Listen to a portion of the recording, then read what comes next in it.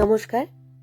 আমার কাছে দূরে দেশে বিদেশে ছড়িয়ে থাকা সকল শ্রোতা বন্ধুকে অনেক অনেক স্বাগত জানাই audio story with Moumita YouTube চ্যানেলে। আজ এই চ্যানেলে আপনাদের পড়ে শোনাব বিখ্যাত সাহিত্যিক শ্রী বুদ্ধদেব গুহর লেখা খুব চমৎকার একটি ছোট গল্প। গল্পের নাম সূর্যের দেশে। গল্প শুরুর আগে আমার পুরনো কথাগুলি আরও একবার খুব সংক্ষেপে বলে নিচ্ছি।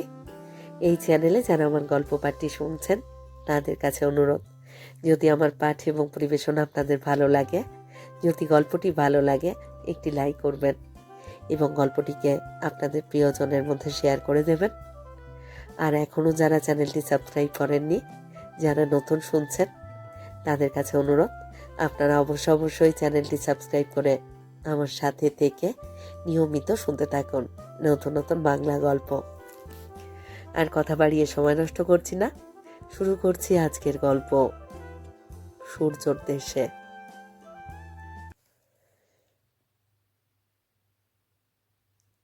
রানী মাসিমারা সল্টলেকে বাড়ি করেছেন। মেসমশাই রিটায়ার করবার পর দিল্লির পাট চুকিয়ে এখন এদিকেই এসে অবধি যদিও পস্তাচ্ছেন। দিল্লির তুলনায় কলকাতাকে এখন সত্যি গ্রাম বলে মনে হয়, কিন্তু এ জীবনের মতো দান দেওয়া হয়ে গেছে, এখন আর ফেরার উপায় নেই। এক ছেলে এক মেয়ে ওদের, মেয়ের বিয়ে হয়নি, বলে বিয়ে করবেও না। এখন হায়দ্রাবাদে আছে, ম্যানেজমেন্ট অ্যাকাউন্টেন্ট যিনি। ছেলে ছোট, সেই পোড়া দেশ সম্বন্ধে বীতশ্রদ্ধ হয়ে সোনার দেশ ইউএসএতে চলে গেছে সোনা খুঁজতে। অতএব মায়ের আজ্ঞায় আমার উপর ভার পড়েছে প্রতি রবিবার মাসিমা মেসমশাইয়ের খোঁজ করবার। টালিগঞ্জ থেকে তাই সল্টলেকে আসা। সেক্টর 1-এ বাড়ি। অনেক সুন্দর সুন্দর ডিজাইনের বাড়ি হয়েছে এদিকে। ফাঁকা, চওড়া চওড়া পরিষ্কার রাস্তাঘাট, মনেই হয় না কলকাতায় আছি। বাস থেকে নেমে এক খিলি পান মুখে দিয়ে রাস্তাটা পেরোতে যাব, ঠিক সেই সময় একটা মস্ত গাড়ি আমাকে প্রায় চাপা দিতে দিতে ব্রেক কষে দাঁড়িয়ে গেল। খুবই রাগ হলো। আমিও অন্যদেরই মতো, আমার নিজের গাড়ি নেই এবং গাড়ি কোনোদিনও হবার সম্ভাবনা নেই বলে গাড়িওয়ালাদের উপর আমার খুবই রাগ। আজকাল গাড়ি আর কার না আছে, আলতু ফালতু সব লোকই গাড়ির মালিক, দেখলে কার ইরি করে। গাড়িটা থামতেই বেশ দুচ্ছই রকমের কিছু বলবো ভাবলাম ড্রাইভারকে।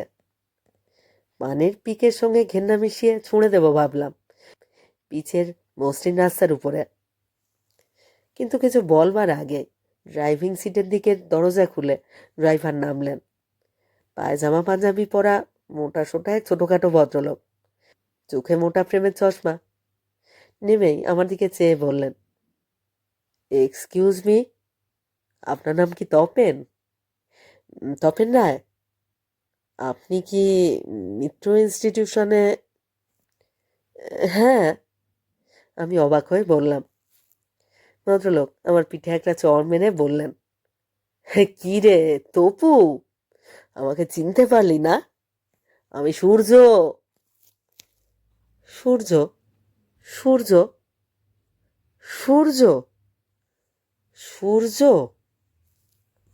আমি বোকার মতো চেয়ে রইলাম, চিনতে পারলাম না। আরে আমি সূর্য রে, ঘাসারি পাড়ার। হঠাৎ মাথার মধ্যে স্মৃতি দৌড়ে এলো নর্দমা থেকে ইঁদুরের মতো। ও সূর্য, তাই বল। চিনেছিস? যাক বাবা। তা তুই কোথায় যাচ্ছিস এখন? এদিকেই থাকিস নাকি? কি করিস এখন? বাড়ি করেছিস? আমি হাসলাম, ভাবলাম সূর্যটা আজও সেই রকমই বোকা আছে। বাড়ি করা লোকেদের চেহারা দেখেই বোঝা যায়, অথবা ব্যবহারে। আমি করব বাড়ি? মুখে বললাম, টালিগঞ্জেই থাকি, সেই যেখানে রামবাগানের নিচে আমরা ফুটবল খেলতাম। সূর্য শুধল, হ্যাঁ, তোর মনে আছে দেখছি। তবে এখন দেখলে আর চিনতে পারবি না, ঝলমল করছে সব, নতুন নতুন বাড়ি যার দিকে। মধ্যে কেবল আমাদের বাড়িটাই পড়ে আছে, অংশ মধ্যে বকযথা। গলিটা একেবারে সরু হয়ে গেছে। চললি কোথায়? মেসোর বাড়ি। নাম কি? এখানেই থাকেন? মৃগেন বোস, সেক্টর 1-এ। মৃগেন বোস মানে ব্রিগেডিয়ার, গ্যারিসন ইঞ্জিনিয়ার ছিলেন? হ্যাঁ। বলিস কি রে, এতদিন তোর সঙ্গে দেখা হলো না আমার। কি কড়া লোক মাইরি! উনি না থাকলে আমি এতদিনে কয়েক ক্রোড় বানিয়ে নিতাম। 100% অনেস্ট। এই যুগে একেবারেই অচল। তোর মেসমশাই হতে পারেন, কিন্তু মহা ঝঞ্ঝাটিয়া লোক। তবে এখনো সকলে খুব রেসপেক্ট করে। ও, তাই বুঝি। টাকার রেসপেক্ট একই সঙ্গে সবসময় থাকে না অবশ্য। তা চল, তোকে নামিয়ে দিই, বাড়িটাও দেখা হয়ে যাবে। থাক, আমি হাঁটতে ভালোই বাসি। আর কতটুকুই বা দূর। তাতে কি, চল চল, নামিয়ে দিই। তোর কতক্ষণ লাগবে এখানে? কি করে বলবো?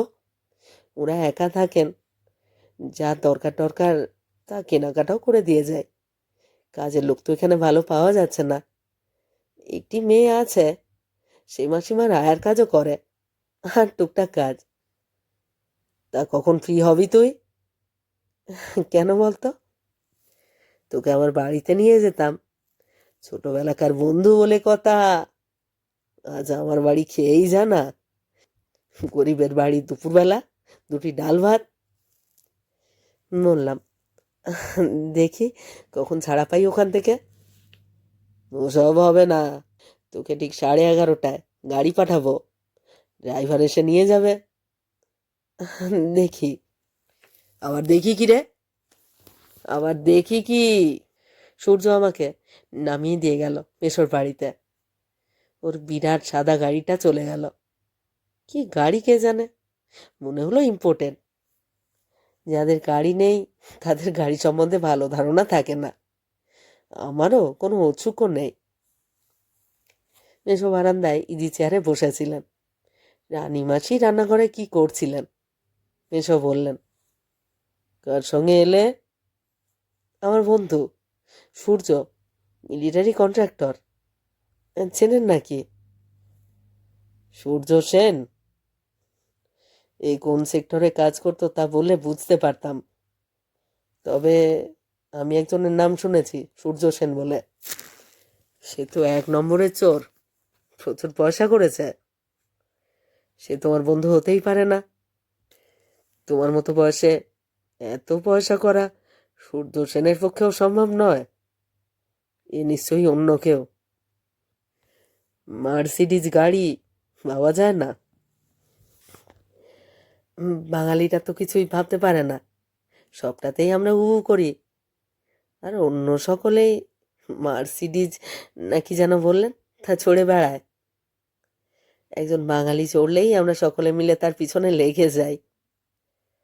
সেটা কথা নয়, কথাটা হচ্ছে, কি রে, তপু এলি? চা খাবি তো?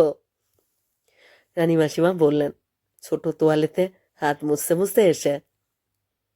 তারপর বললেন, আজ মল্লিকে বাজারে পাঠিয়েছিলাম, ভালো পার্শে মাছ পেয়েছি। ধনেপাতা, কালো জিরে, কাঁচা লঙ্কা দিয়ে রাঁধছি তোর জন্যে। খাবি তো? খেয়ে যাবি না? না না, না রানীমাসি, হঠাৎই আমার স্কুলের এক বন্ধুর সঙ্গে দেখা হয়ে গেল।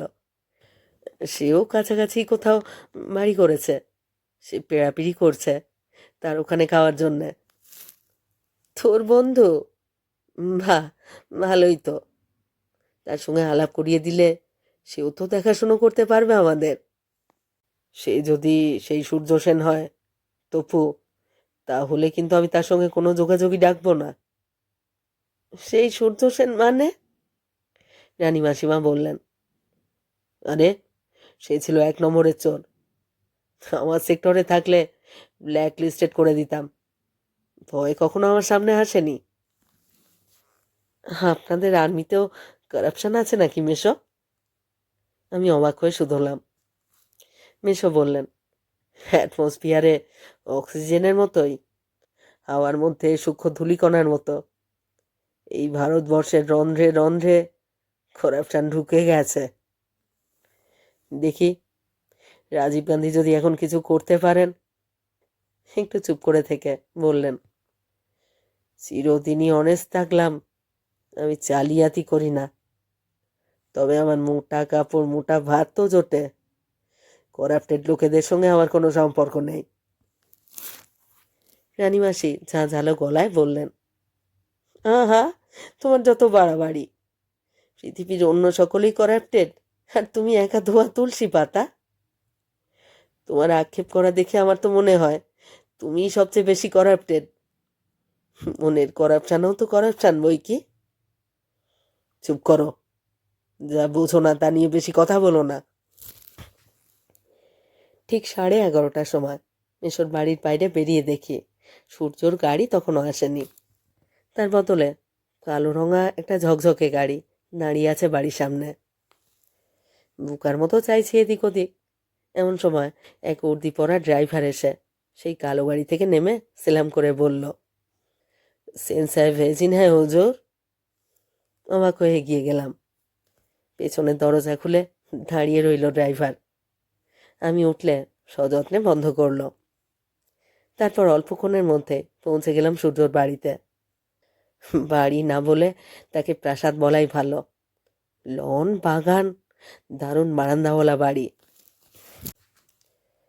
সূর্য বরাবরই ক্যাবলা ছিল, পড়াশুনোতেও ভালো ছিল না। পেছনের বেঞ্চে বসতো, মাঝে মাঝেই ক্লাস কাটত এবং মাস্টারমশাইদের নির্দেশে বেঞ্চে দাঁড়াতো। খেলতো অবশ্য ভালো, খুব ভালো ইনসুইং বল করত। পড়াশুনোয় যে খারাপ ছিল সেটা বড় কথা নয়, স্কুলের পরীক্ষাটাই সব নয়, জীবনও একটা পরীক্ষা, ব্যাটেল অফ লাইফ। সেই পরীক্ষায় ও প্রেমচাঁদ রায়চাঁদ স্কলার, আর আমি স্কুল ফাইনালে 35 হওয়া সত্ত্বেও সরকারি অফিসের কেরানি। এইটাই ঘটনা। স্কুলের পরের বছরগুলোতে সূর্য অনেক মানুষের সঙ্গে মিশে, অনেক পরিশ্রমও করে, সৎভাবেই হোক কি অসৎভাবেই হোক সমাজে একজন কেউকেটা হয়েছে। আর আমি স্কুল কলেজে যা শিখেছিলাম তার সব কিছু, এবং আমি যে ভালো ছাত্র এই শ্লাঘাটুকুকেই বুকে করে ভিতরে বাইরে ক্ষয়ে গেছি এই কবছরে। চাকরিতে যখন ঢুকেছিলাম তখন অনেক আশা ছিল, উৎসাহ ছিল, কিন্তু সরকারি চাকরির এই গরাদের মধ্যে থাকলে সিংহ ভীতু কুকুর হয়ে ওঠে। কাজ না করে করে এখন কাজ করবার ক্ষমতাটুকু পর্যন্ত নষ্ট হয়ে গেছে। ইন্সপেক্টরশিপের পরীক্ষায় পাশ করে বসে আছি গত 8 বছর, এখনো অফিসার করলো না আমায়, ভ্যাকেন্সি নেই। লাভ কি? আমি একেবারেই নষ্ট হয়ে গেছি, ফুরিয়ে গেছি। এখন আমাকে দিয়ে কিছুই হবে না আর। তাই সূর্যকে দেখে খুব ভালো লাগলো। আমার স্কুলের বন্ধু তো, স্কুলে যাকে বন্ধু বলে গণ্য করিনি এখন তাকে পরম বন্ধু বলে প্রচার করতে মন চাইছে। সূর্য তার স্ত্রীর সঙ্গে আলাপ করিয়ে দিল। কালোর মধ্যে মিষ্টি চেহারা, দারুণ সপ্রতিভ, কথায় কথায় দারুণ উচ্চারণে ইংরেজি বলছিল সুতপা। বললেন, তোমরা একটু লনে গিয়ে বসো, আমি তোপসে মাছ ভাজা করে বিয়র দিয়ে পাঠাচ্ছি। সূর্য বলছিল, সুতপাদের বাড়ি দিল্লি, দিল্লিতেই আলাপ হয়েছিল ওদের।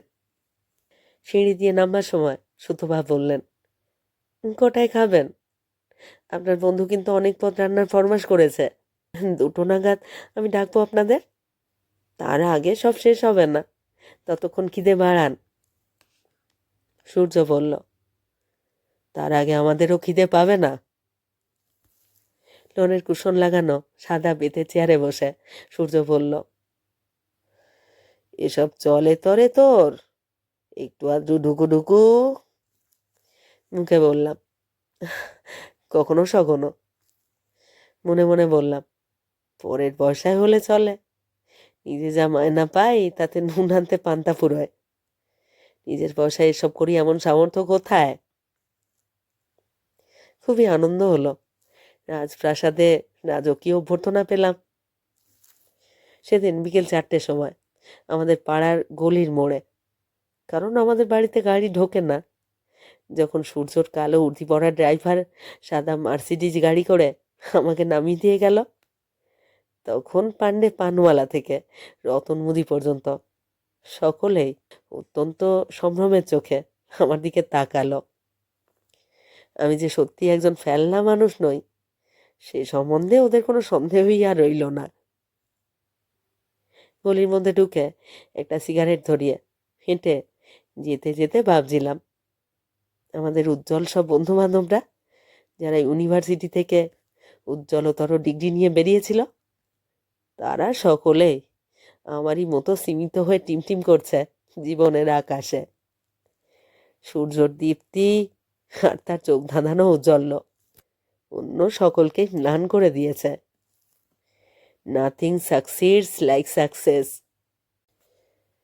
পরের রবিবার আমি মায়ের বিনা অনুরোধে রানীমাসির খোঁজ নেওয়ার জন্যে সল্টলেকের দিকে যাব বলে বেরিয়ে পড়লাম। কিন্তু গলির মোড়ে আসতেই চমকে গেলাম সূর্যর সাদা মার্সিডিজ গাড়ি দেখে।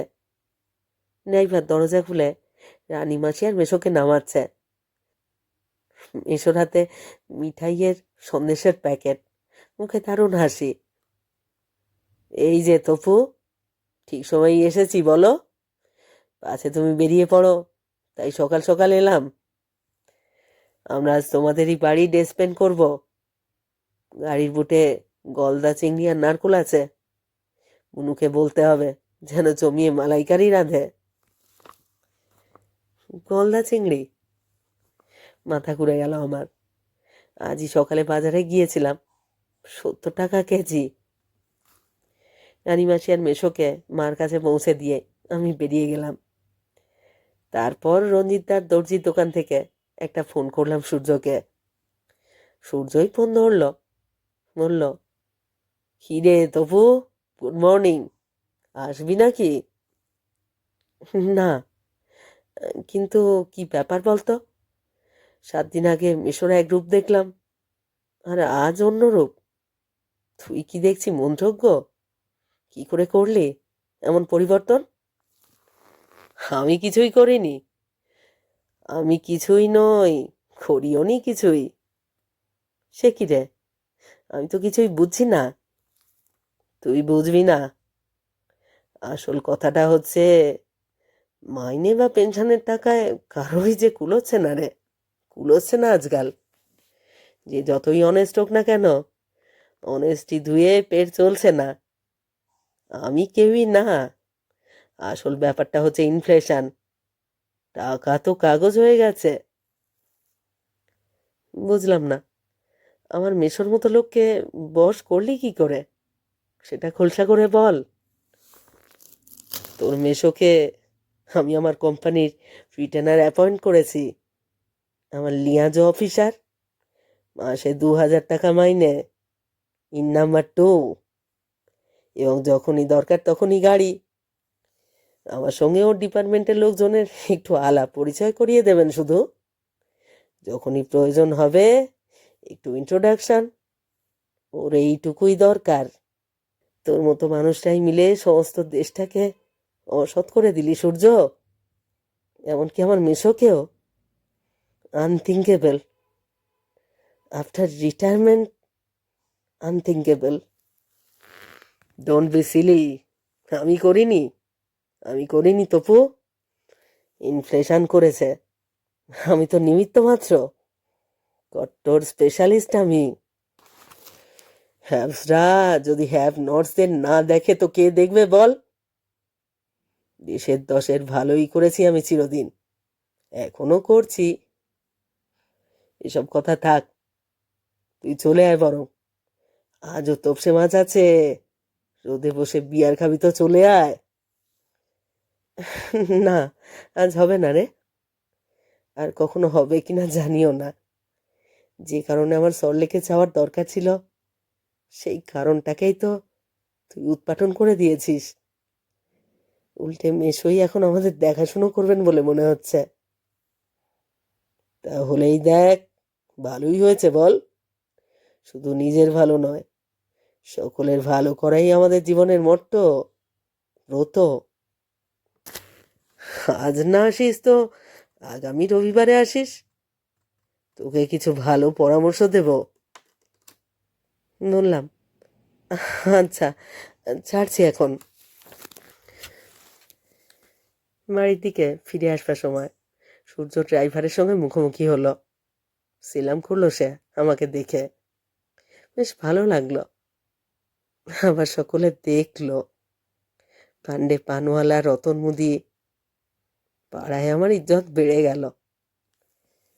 ইকোনমিক্সের প্রফেসর শ্যামবাবু এদিকে আসছিলেন। একবার সাদা মার্সিডিজ, কালো উর্দি পরা ড্রাইভারের দিকে তাকালেন, তারপর আমার দিকে। বললেন, ভালো তো, ভালো তো তপুবাবু? হেসে বললাম, ভালো। আসলে বলতে চাইছিলাম খুবই ভালো। না বললেও শ্যামবাবু বুঝলেন। বিনয়ের সঙ্গে বললেন, একদিন আসুন বাড়িতে, আমাদেরকে যে ভুলেই গেলেন একেবারে। না না, যাব, ভুলবো কেন?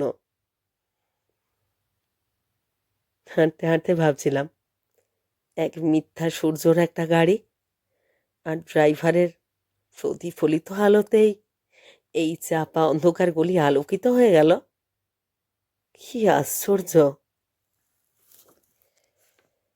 হাঁটতে হাঁটতে ভাবছিলাম, এক মিথ্যা সূর্যর একটা গাড়ি আর ড্রাইভারের প্রতিফলিত আলোতেই এই চাপা অন্ধকার গলি আলোকিত হয়ে গেল। কি আশ্চর্য!